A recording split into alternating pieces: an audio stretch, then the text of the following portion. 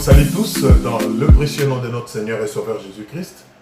Et je suis dans la joie de pouvoir encore vous retrouver pour ce partage de la parole du Seigneur. Béni soit le nom de notre Dieu qui nous accorde des moments pareils. Et j'espère au-delà de toutes choses que la paix de Dieu est votre partage. Nous voulons commencer, bien-aimés, par la grâce de Dieu, un thème important que nous pourrons voir en deux temps, si le Seigneur le permet. Donc, que nous intitulons « Les saluts en Christ est total ». Les saluts en Christ est total. Très important comme thème, et je prie vraiment que le Seigneur nous aide pendant cet enseignement, pendant ces partages, à nous rendre compte de beaucoup de choses qui font peut-être un blocage dans notre épanouissement intégral et total dans notre marche avec Dieu, parce que c'est là et sa volonté. Mais avant cela, je vais vous prier, bien-aimés, d'incliner la tête ensemble avec moi pour qu'on puisse recommander ce moment entre les mains du Seigneur. Dieu de grâce, merci. Merci parce que la Bible dit, tu envoyas ta parole et ta parole les guérit. Nous sommes là, Seigneur. Guéris-nous par ta parole dans notre corps, dans notre âme et dans notre esprit. Augmente-nous la foi au Dieu et rapproche-nous de toi. Corrige-nous, instruis-nous, Seigneur, par ta parole. Je recommande mes bien-aimés qui suivent cet enseignement entre tes mains et je sais que ton esprit fera quelque chose dans la vie de tout un chacun. Nous te le demandons au nom précieux de notre Seigneur et Sauveur Jésus-Christ. Amen. Voilà, bien-aimés, à chaque fois que l'occasion de partager la parole de Dieu m'est offerte, par sa grâce, je suis dans la joie, je suis heureux. C'est la meilleure des choses qui puisse nous arriver que de nous retrouver autour de la table du Seigneur. Donc notre thème, le salut en Christ est total. Bien-aimés dans le Seigneur, il est important que vous puissiez savoir que vous avez fait très bien d'accepter Jésus-Christ comme sauveur, mais nous voulons comprendre un peu quelques enjeux qui marchent ensemble avec notre salut et qui fait que si on ne les comprend pas, nous ne puissions pas vraiment vivre totalement le bienfait du salut en Jésus-Christ. Donc Jésus-Christ ne nous sauve pas seulement pour la vie éternelle. Il est important que nous puissions le savoir. Mais aussi pour la victoire sur toutes choses pendant la vie sur terre, pour que nous soyons dans l'abondance. Ça, c'est quelque chose de très important que l'ennemi cherche à voler aux enfants de Dieu, que l'ennemi cherche à altérer en ce qui concerne la compréhension de ces choses, justement pour nous empêcher de vivre une vie chrétienne pleine, de vivre un épanouissement total dans notre salut en Jésus-Christ. Et malheur à lui parce qu'aujourd'hui, le Saint-Esprit par cet enseignement va nous dévoiler toute sa ruse et nous allons nous en sortir. Retournons, bien-aimés dans le Seigneur, que la première chose qui nous est accordée quand nous sommes sauvés, quand nous donnons notre vie à Jésus-Christ, quand nous l'acceptons comme Seigneur et Sauveur, c'est la vie éternelle. Et ça, c'est vraiment merveilleux. Une espérance formidable. Savoir qu'après que toute chose s'arrête ici-bas, nous aurons une nouvelle vie qui ne finira plus jamais, qui sera éternelle aux côtés de notre Dieu, là où il n'y aura plus de souffrance, il n'y aura plus de pleurs, il n'y aura plus rien, comme la parole nous le dit. Mais il est important aussi que nous puissions savoir, bien-aimés, qu'il n'y a pas que cet aspect-là de la vie éternelle dans notre salut. Parce que le Seigneur le sait. Avant que nous puissions entrer dans la vie éternelle, que nous n'attendons pas, mais que nous portons déjà en nous par Jésus-Christ, n'est-ce pas? Avant que nous puissions entrer dans cette dimension de la vie éternelle, Dieu sait que nous sommes sur la terre. Dieu sait que nous avons des besoins.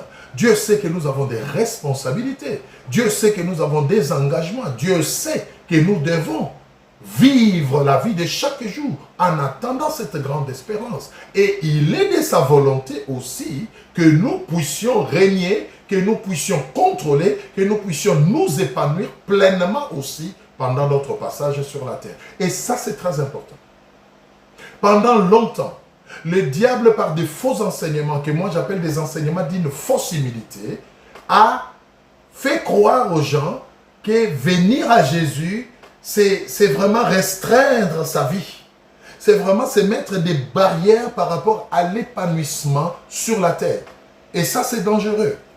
Et beaucoup ont même utilisé la parole de Dieu comme astuce, comme élément pour justement endormir les enfants de Dieu.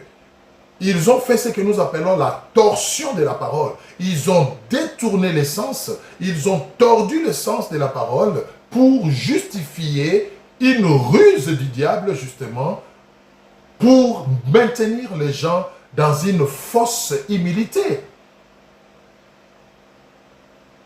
Heureux les pauvres, car le royaume des cieux est pour eux. Comment vous comprenez ces passages, par exemple? C'est très important, bien-aimés. Oui, le royaume des cieux est pour nous. Nous avons cette espérance, la vie éternelle en Jésus. La Bible le dit. Mais aujourd'hui, le Seigneur veut que nous puissions comprendre que le salut qu'il nous a accordé en Jésus-Christ est total. Il n'est pas partiel. Nous sommes sauvés dans toutes les dimensions, dans tous les aspects de notre vie. Commençant par ici-bas, avant d'entrer au ciel. Donc, ne vous laissez pas berner par cette distraction, par ces enseignements tordus de la parole de Dieu qui vous font croire que sur la terre, soyez pauvres, ne vous occupez de rien, contentez-vous du salut, attendez les saluts, attendez la vie éternelle. Non, bien-aimés, dans l'entretemps, vous croupissez dans la maladie, vous croupissez dans une misère sans précédent, vous croupissez dans la pauvreté, dans des échecs répétitifs et on vous console en vous disant non, c'est la vie éternelle. Non, bien-aimés, aujourd'hui, il faut que ces choses changent. Je vais vous le démontrer par la parole de Dieu. La pensée de Dieu est que nous puissions prospérer à tous égards comme prospère l'état de notre âme, même la vie sur la terre. Nous allons prendre quelques passages qui nous confirment ce que nous sommes en train de dire. Prenez le premier passage, Jean 3, 16. Jean 3, 16. Qu'est-ce que la Bible nous dit? Jean 3, 16. Alors, nous allons lire ensemble. La Bible dit ceci. Jean 3, 16, nous sommes dans le Nouveau Testament, bien sûr. J'espère que vous avez trouvé. J'ai pris que le Seigneur puisse ouvrir les yeux de quelqu'un et sa compréhension pour que sa vie puisse changer après cet enseignement. Jean 3, 16. Écoutez ce que la Bible dit. Car Dieu a tant aimé le monde qu'il a donné son Fils unique afin que quiconque croit en lui ne périsse point, mais qu'il ait la vie éternelle. Voilà le premier objectif du salut. La vie éternelle. Ça, ce n'est pas à négocier. Dieu a donné son Fils unique pour qu'en croyant en lui, nous ayons la vie éternelle. Nous ayons cette espérance de vivre éternellement avec Dieu après la vie sur terre. D'accord? Mais écoutez encore ce que la parole de Dieu dit. Évoluons. Parce que c'est à ce niveau-là que l'ennemi, dans sa ruse, par des faux enseignements, par l'hérésie, par la torsion de la parole, a bloqué beaucoup d'enfants déjà dans la pauvreté, dans la misère, dans la médiocrité.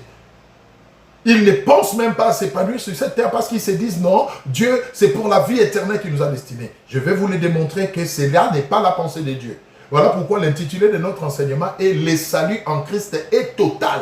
Il n'est pas partiel, il n'est pas sectoriel, il est total. C'est-à-dire dans tous les aspects de la vie, ici-bas et au ciel. Prenons un autre passage. Jean 10, 10. Qu'est-ce que la Bible dit? Nous sommes toujours en train de voir vraiment que la vie éternelle est une priorité. C'est ça la principale raison de notre salut, mais elle n'est pas la seule raison. Jean 10, 10. Nous étions dans Jean 3, allons juste dans Jean 10. Jean 10, 10. Qu'est-ce que la Bible dit? Écoutez. Le voleur ne vient que pour dérober, pour égorger et détruire. Moi, je suis venu afin que le brebis ait la vie et qu'elle soit dans l'abondance. Vous commencez à nuancer ensemble avec moi. Jean 3,16, afin que quiconque croit ait la vie éternelle. Ici, on nous précise encore un peu plus davantage. Donc, je suis venu pour que mes brebis aient la vie, mais pas seulement la vie, mais qu'ils soient aussi dans l'abondance. Ça va devenir encore beaucoup plus clair. Prenons un troisième passage, cette fois-là. Marc 10, 28 à 30. Marc 10, 28 à 30. Marc 10, 28 à 30. Écoutez ce que la Bible dit. Marc 10, 28 à 30.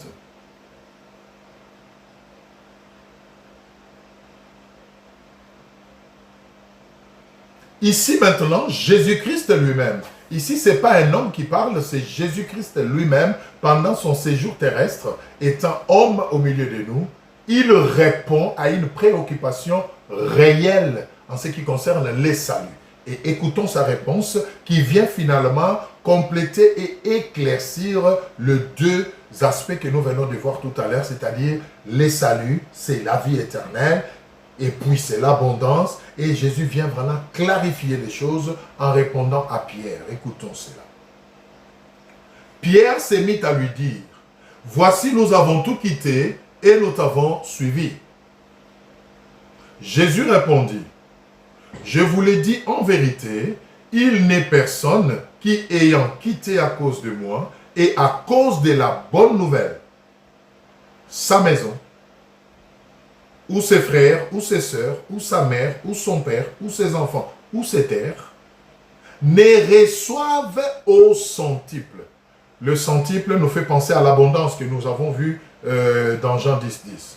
Ne reçoivent au centuple présentement dans ces siècles-ci. Quand Jésus parlait aux disciples de ces choses, il était où? Il était sur la terre, il était humain, il était au milieu des hommes. Il dit qu'ils ne reçoivent au centuple, c'est la pensée de l'abondance, présentement dans ces siècles-ci, c'est-à-dire ici-bas sur la terre, de maisons, de frères, de sœurs, de mères, de enfants et de terres avec de persécutions. Et dans le siècle à venir, alléluia, la vie éternelle. Voilà la totalité du salut. Le Seigneur Jésus est ici en train de rassurer Pierre. Pierre qui a tout abandonné, même sa profession de pécheur, pour suivre Jésus. Et à un moment donné, c'était beau, c'était bien, mais écoute, Jésus, dis-moi, on te suit, tu réveilles, les ressuscites les morts, tu fais marcher des paralytiques, c'est beau, c'est fantastique, bravo. Mais nous qui te suivons là, quel est notre sort? Qu'est-ce qui nous est réservé? En d'autres termes, qu'est-ce que ce salut que nous venons d'obtenir renferme dans son sein? Et Jésus n'a pas mâché les mots, il a été clair. Il dit à Pierre, écoute Pierre, personne ne peut me suivre à cause de la bonne nouvelle, à cause de ceci, après avoir tout quitté, sans le récupérer au centuple. Alléluia, l'abondance. Et il précise, présentement dans ce siècle-ci, c'est-à-dire sur cette terre. Bien-aimé dans le Seigneur, je veux que tu comprennes aujourd'hui que c'est la pensée de Dieu que pendant ta vie sur terre, que présentement dans ce siècle-ci, tu puisses être béni, que tu puisses t'épanouir, que tu puisses aller de l'avant, que tu puisses avoir la réussite, que tu puisses avoir le succès, que tu puisses mener une vie paisible, que tu puisses être dans l'abondance. Ici, ce n'est pas l'abondance spirituelle, bien-aimé, c'est physique, c'est matériel. La santé, la richesse, Dieu n'est pas contre ces choses. Sinon, Jésus n'allait pas dire ça. Mais il prend soin de préciser. Et dans le siècle à venir, c'est-à-dire, quand ce siècle va passer, quand cette terre va passer, voilà la plus grande espérance. Et dans le siècle à venir, la vie éternelle. C'est ça le salut intégral. C'est ça le salut total, bien-aimé. Dieu n'est pas contre la réussite. Dieu n'est pas contre le matériel. Dieu n'est pas contre l'argent, il n'est pas contre la richesse. Il dit qu'ils reçoivent des terres, des frères, des terres, c'est quoi? La terre, c'est l'image de la richesse, n'est-ce pas? Mais il précise, dans les siècles à venir. La vie éternelle. Alors pourquoi vous allez vivre dans la médiocrité pendant votre vie sur terre? Et vous vous consolez en disant, c'est, bon écoutez, j'attends la vie éternelle en attendant. Non, bien-aimé, ça c'est la ruse du diable. Le diable très rusé. Il vous a laissé être sauvé, mais il dit, je vais quand même les tordre pendant sa vie sur terre, il n'aura rien. Vous n'aurez pas vécu votre salut totalement. C'est très, très, très important. Retenez que c'est la pensée de Dieu, qu'à côté de la vie éternelle que vous avez déjà en Jésus, vous puissiez vivre une vie pleine sur cette terre. Ce n'est pas la volonté de Dieu que vous mendiez toujours votre pain. Ce n'est pas sa volonté. Ce n'est pas la volonté de Dieu, bien-aimé, que vous soyez toujours malade. Non, ce n'est pas la volonté de Dieu que vous soyez toujours chômeur, pauvre, célibataire, médiocre. Non, ce n'est pas la volonté de Dieu. Qu'on ne vous dise pas le contraire. Ce n'est pas la volonté de Dieu. Et on vous amadoue par des faux raisonnements. Écoutez, bon, acceptez tout. L'essentiel est que vous avez la vie éternelle. Vous verrez le Seigneur, le pauvre en esprit. Mais la phrase est claire, les pauvres en esprit. On n'a pas dit les pauvres dans la chair, les pauvres dans la santé, les pauvres dans l'alimentation, non. Tu ne manges pas bien, tu ne dors pas bien, tu es toujours dans la médiocrité et on t'amadoue en disant, voilà, non, c'est le ciel. Non, non, bien aimé, ça, ce n'est pas la volonté de Dieu. Je vous regarde dans les yeux, je vous dis, ce n'est pas la volonté de Dieu. Et cela doit changer. Et c'est possible que ça change. Si vous comprenez cela et vous vous levez pour réclamer, revendiquer ce qui est à vous. Jean 10, 10, nous avons vu, non? Les voleurs ne viennent que pour faire quoi? 3 choses. Voler, tuer et détruire. Mais ils volent quoi? La connaissance.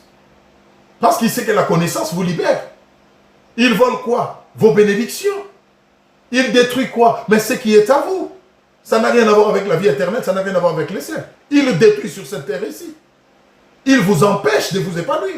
Ils vous bloquent dans les célibats, ils vous bloquent dans la pauvreté, ils vous bloquent dans la maladie, ils vous bloquent dans le chômage. Mais Jésus dit, moi je suis venu pour que le brebis soit dans l'abondance. Qu'ils aient d'abord la vie, l'espérance de la vie éternelle, mais qu'ils soient aussi dans l'abondance. Oh bien-aimé, je prie qu'à partir d'aujourd'hui, votre vie puisse prendre une autre tournure, car c'est là est la volonté de Dieu. Prenons notre passage. 3 Jean 1, 2. Donc il y a 1 Jean, 2 Jean, maintenant on prend 3 Jean. Donc la 3e épître de Jean. Voilà. 3e épître de Jean. Nous allons lire cela rapidement. Oh, gloire au Seigneur. Le salut intégral, le salut total. Oui, c'est ce que Jésus nous a accordé. Je prie que quelqu'un se révolte ce soir. Par rapport à toute la médiocrité de ta vie, révolte-toi et tu verras que les choses vont changer. La Bible dit, vous connaîtrez la vérité et la vérité vous affranchira. Je prie que cette vérité affranchisse quelqu'un ce soir et que les choses changent dans sa vie. Jean 3 Jean, ou 3e épître de Jean, voilà. Il n'y a qu'un seul chapitre et nous lisons le verset 2. Écoutez ce que la Bible dit. Bien-aimés, je souhaite, ça c'est Paul qui dit, à la lumière de la parole de Dieu, que tu prospères. Alléluia. Pas que tu stagnes, pas que tu fasses du surplace, mais que tu prospères à tous égards. Et sois en bonne santé comme prospère l'état de ton âme. Que tu prospères à tous égards. Et que tu sois en bonne santé comme prospère l'état de ton âme. L'état de ton âme, c'est la spiritualité qui te rapproche chaque jour de Dieu, de la vie éternelle. Mais simultanément, il faut aussi que tu prospères à tous égards, que tu sois en bonne santé, que tu manges bien, que tu dormes bien, au besoin si c'est la volonté de Dieu, que tu roules carrosse, que tu sois logé. Dieu n'est pas contre ces choses. Mais les enfants de Dieu sont dans la médiocrité. À telle enseigne que nous commençons même à faire humilier le nom de Dieu. Le païen commence à refuser à accepter le Seigneur, à devenir chrétien parce que quand ils nous observent, ils se disent, tiens, ça ne vaut pas la peine de devenir chrétien, finalement, s'il faut devenir médiocre. Non, la vie chrétienne, ce n'est pas la médiocrité. Le salut en Jésus-Christ est total. Il n'y a pas que la vie éternelle. Il y a aussi l'épanouissement à tous égards. Nous devons donc croire en la vie éternelle et vivre pour ça comme finalité, mais nous devons aussi croire en la victoire sur le péché, en la victoire sur le diable, en la victoire sur la pauvreté, en la victoire sur la maladie, sur la malédiction, sur la sorcellerie, sur l'occultisme. Nous devons croire aussi en ces choses. Tu ne peux pas croire en la vie éternelle et espérer en la vie éternelle alors que pendant ton séjour sur la terre, tu es sous l'esclavage du péché. Ça ne matche pas. Tu ne peux pas croire en la vie éternelle, espérer en la vie éternelle, alors que pendant ta vie sur la terre, tu n'es qu'un médiocre. Toute ta vie, c'est le chômage, c'est la mendicité, c'est la bassesse. Non, ce n'est pas la pensée de Dieu. Je suis désolé, bien-aimé, ça peut vous choquer, mais c'est la vérité, ce n'est pas la pensée de Dieu. Ce n'est pas la pensée de Dieu. Voilà pourquoi vous devez croire. Vous ne pouvez pas espérer à la vie éternelle et continuer à vivre dans les péchés. Les péchés continuent à vous contrôler. Je n'arrive pas, je n'arrive pas. Mais tu n'arrives pas pourquoi? Parce que tu ne comprends pas que tu peux arriver à le faire. Tu as ce pouvoir. Nous devons croire en ces choses. Et c'est de cette manière-là que nous allons vivre une vie chrétienne, un salut intégral, un salut total. Nous devons, en plus de croire en cette victoire, en plus de croire en toutes ces choses, bien-aimés, nous devons aussi croire, alléluia, nous devons aussi croire à ce que rien n'est impossible à Dieu. Et ne pas seulement nous contenter de croire, mais aller plus loin jusqu'à réclamer cette victoire, à la déclarer et à la manifester par la foi. Alléluia. Un véritable enfant de Dieu qui a compris l'évangile, qui a compris la vérité, la pensée de son Dieu, même dans ton langage, on doit sentir que tu as compris que ton salut est total.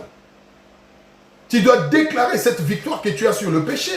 Ne continue pas à te plaindre, à déclarer, je n'arrive pas à abandonner la cigarette, je n'arrive pas à abandonner la prostitution, je n'arrive pas à abandonner. Mais jusqu'à quand tu vas te plaindre, tu n'arrives pas, tu n'arrives pas. Je vais te prouver que c'est possible et que tu peux y arriver avec l'aide du Saint-Esprit. Mais tu n'es pas conscient de cette victoire que le Seigneur t'a donnée.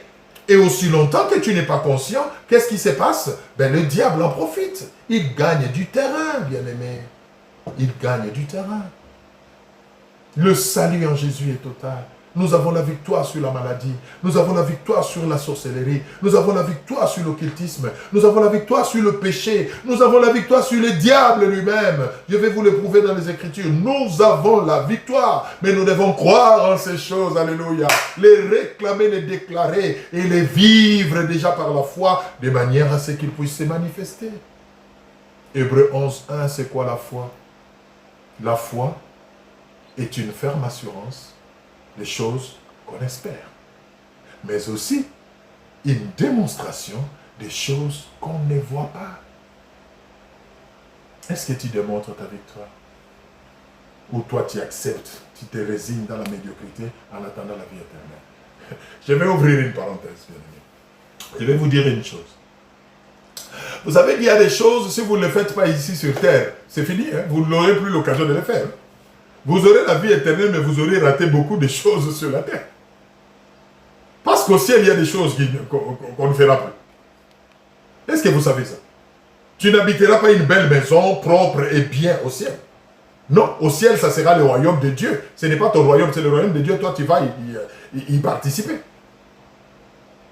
Si tu ne t'habilles pas bien sur cette terre, tu ne mets pas un beau costume, une belle cravate, tu parais élégant. Je précise, pour la gloire de Dieu, pour honorer ton Dieu, pour donner le goût à ceux-là qui croient que la vie chrétienne c'est la médiocrité, pour qu'ils viennent au Seigneur. Mais si tu ne le fais pas sur cette terre, tu vas aller le faire où? Au ciel, on sera tous en robe. Vous ne le savez peut-être pas, je vous informe, mais nous serons tous en robe blanche.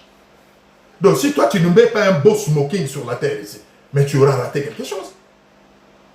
Si tu ne roules pas dans une belle voiture, sur cette terre, mais au ciel, il n'y aura pas de voiture. Donc tu auras raté une partie de ton salut. Je ne sais pas si vous comprenez ça. C'est très important. Je ne suis pas ici en train de vous dire qu'il faut exalter le matériel. Je ne suis pas ici en train d'essayer de dire qu'il faut s'attacher au matériel. Non, ce sont des choses qui vont passer. Mais je suis en train de vous dire que c'est la pensée de Dieu que vous puissiez aussi avoir ces choses. Aussi longtemps que c'est dans l'honnêteté, aussi longtemps que c'est le fruit de votre travail, aussi longtemps que c'est la bénédiction que Dieu vous accorde. Mais ne la repoussez pas. Ne faites pas la fausse humilité. Nous irons au ciel et tout ça. Moi, non, la voiture, non. Je préfère marcher à pied. Les chaussures, non. Je préfère porter des pantoufles. Et on s'est dit, c'est ça l'humilité. Bien aimé, ça, c'est l'ignorance. Ce n'est même pas l'humilité, c'est l'ignorance. Si Dieu vous bénit et que vous pouvez vous habiller bien, belles chaussures, belle cravate, belle robe, vous ne péchez pas. Aussi longtemps que ces choses-là, vous ne les avez pas obtenues malhonnêtement, en volant ou en tuant ou en faisant n'importe quoi. Mais si vous avez votre conscience tranquille, c'est le fruit de votre travail, c'est une bénédiction que le Seigneur vous a donnée. Et alors? Et alors? Pourquoi vous voulez faire la fausse humilité? Pourquoi? Le salut en Christ est total. Si tu ne prends pas un bon repas sur cette terre, si tu ne manges pas à ta faim sur cette terre, un bon repas que tu aimes, un bon poulet, je ne sais pas moi quoi que tu aimes, tu manges avec joie en chantant un cantique de louange. Mais même les anges au ciel, ils sont contents. Dieu, il dit aux anges, regarde mon fils, il mange bien, il est content. Ce n'est pas un péché. Ne nous attachons pas au matériel, mais ne rejetons pas non plus le matériel, ce n'est pas un péché. Si Dieu nous le donne, mais jouissons avec action de grâce. Mais toi, tu es médiocre, tu manges toujours des petits trucs, tout ça, non. Vous savez, moi, je suis humble, hein? Je ne mange que des légumes. Moi, je suis humble. Frère, au ciel, il n'y aura pas de viande. Il n'y aura pas de beefsteak au ciel, il n'y en aura pas. La Bible dit, on n'aura plus faim. Alléluia. Au ciel, on n'aura plus faim. Donc, si toi, tu n'as pas mangé un bon repas sous la sauce à la moimbe, là, la bonne sauce qui fait transpirer, là, tu manges, tu transpires, et tu chantes un cantique, là. Si tu ne le fais pas sur la terre, au ciel, il n'y en aura pas. Il n'y en aura pas. C'est la volonté de Dieu. J'essaie juste ici de vous dire que n'acceptez pas la médiocrité. Ne vous résignez pas à ce que le diable et le monde cherchent à vous imposer. Mais croyez en ce Dieu-là qui vous a donné la vie éternelle et qui est aussi capable de vous bénir financièrement, matériellement, de vous mettre à l'aise, de vous guérir de vos maladies, de vous donner la bonne santé. C'est ce que j'essaie de vous faire voir. Nous allons prendre quelques passages et nous allons arrêter pour cette séance et nous verrons un autre aspect pour terminer cet enseignement la fois prochaine. Alors nous allons rapidement lire quelques passages de la Bible, on va terminer par là et nous allons un peu les commenter pour comprendre encore davantage que c'est vraiment la pensée de Dieu que notre salut soit total. C'est vraiment la pensée de Dieu que même sur cette terre, nous puissions mener une vie paisible, que nous soyons en abondance, que nous mangions bien, que nous soyons en bonne santé, dans la mesure de sa grâce. Pas en faisant n'importe quoi pour acquérir ces choses, mais en restant dans la crainte de Dieu et Dieu va pourvoir. Exode 23, 25. Écoutez ce que la parole de Dieu dit. Exode 23, 25. Nous allons lire.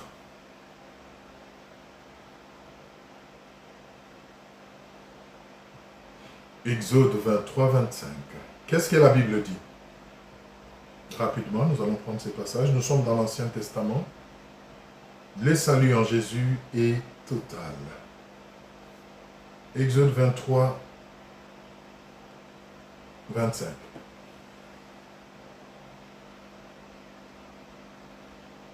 Qu'est-ce que la Bible dit? J'espère que vous avez trouvé, on va lire.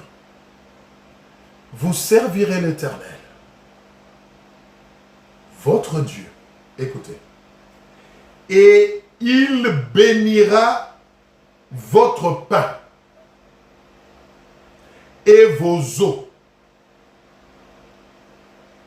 et j'éloignerai la maladie du milieu de toi. Prenons 26. Il n'y aura dans ton pays ni femme qui avorte, ni femme stérile. Je remplirai les nombres de tes jours.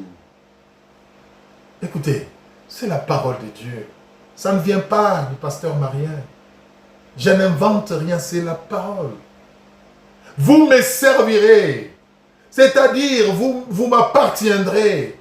Vous aurez le salut, vous serez sauvés.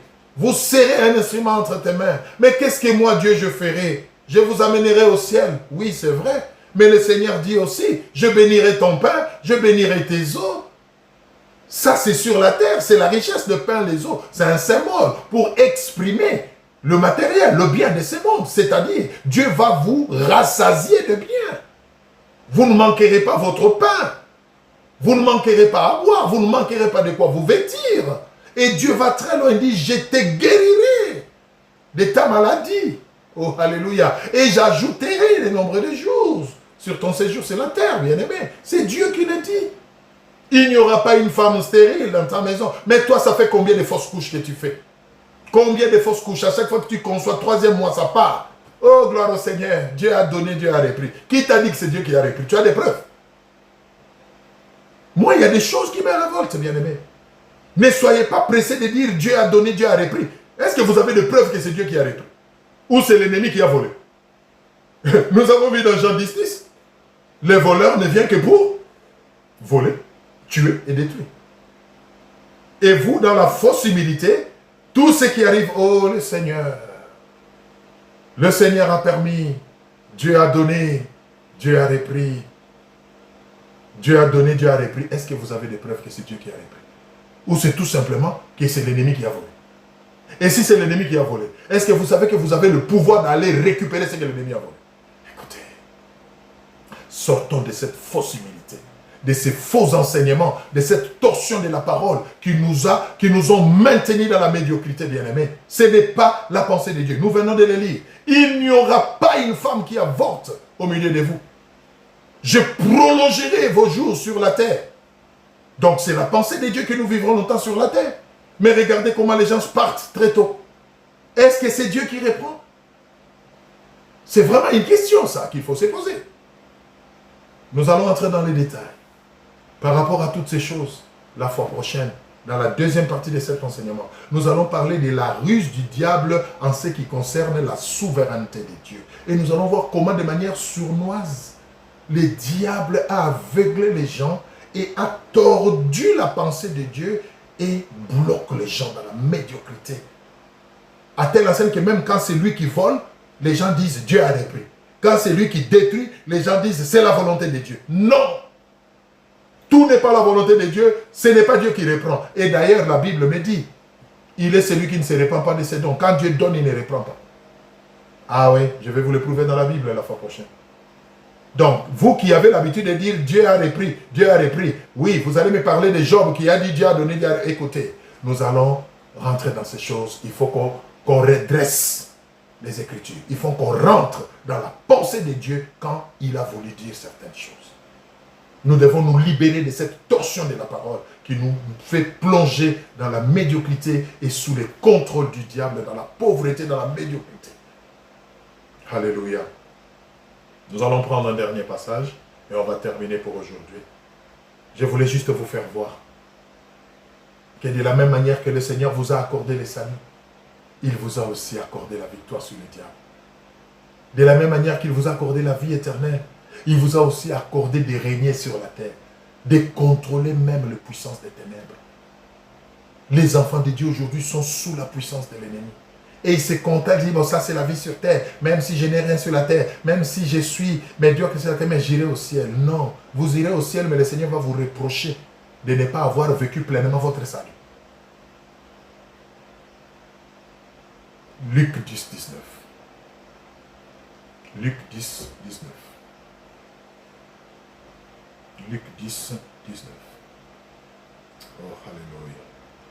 J'espère que quelqu'un est en train de comprendre quelque chose. J'espère que quelqu'un est en train d'être saisi par le Saint-Esprit et il y a des questions qui montent dans son cœur. Alléluia. Luc 10, 19. Écoutez ce que la Bible dit.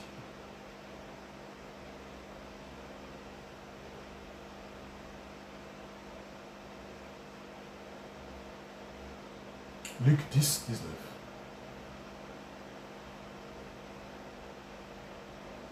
Vous avez trouvé? On va lire. Voici, je vous ai donné le pouvoir.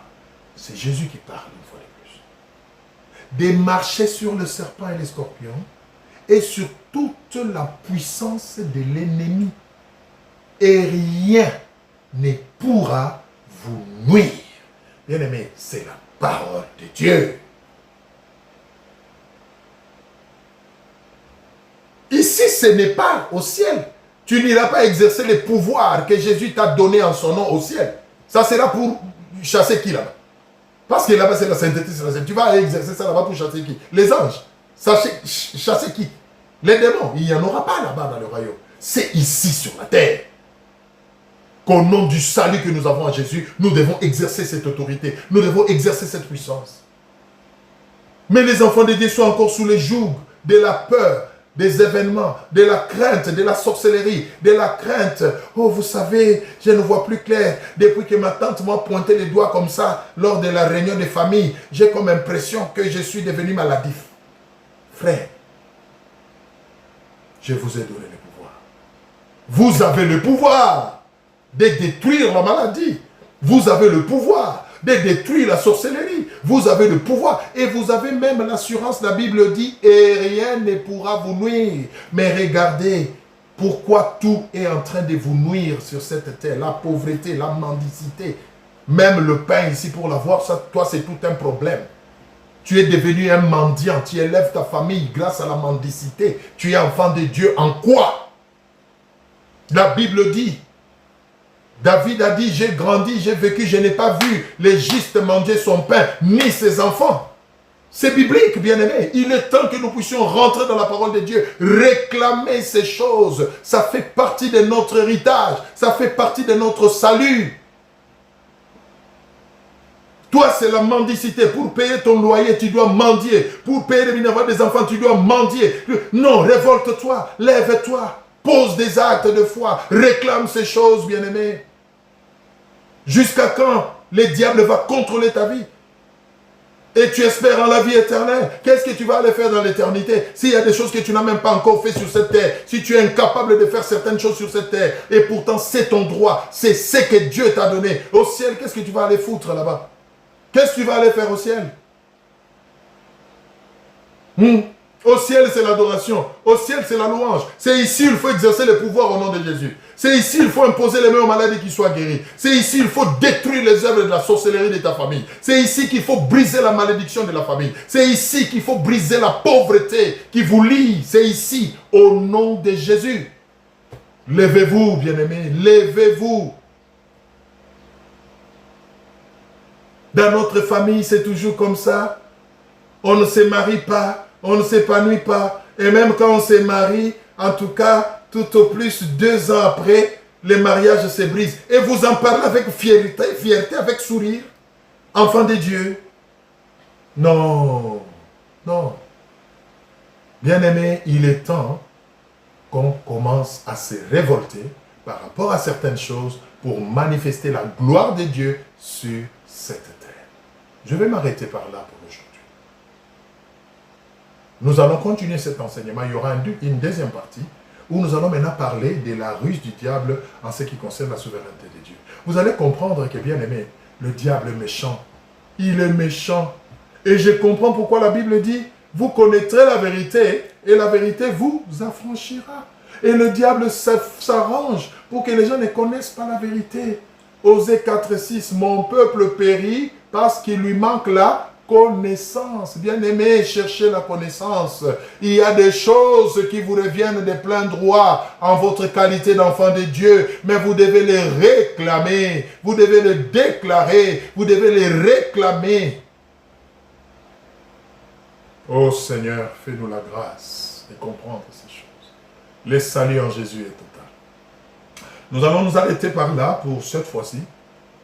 Et nous allons continuer, si le Seigneur le permet, la deuxième partie de cet enseignement la fois prochaine.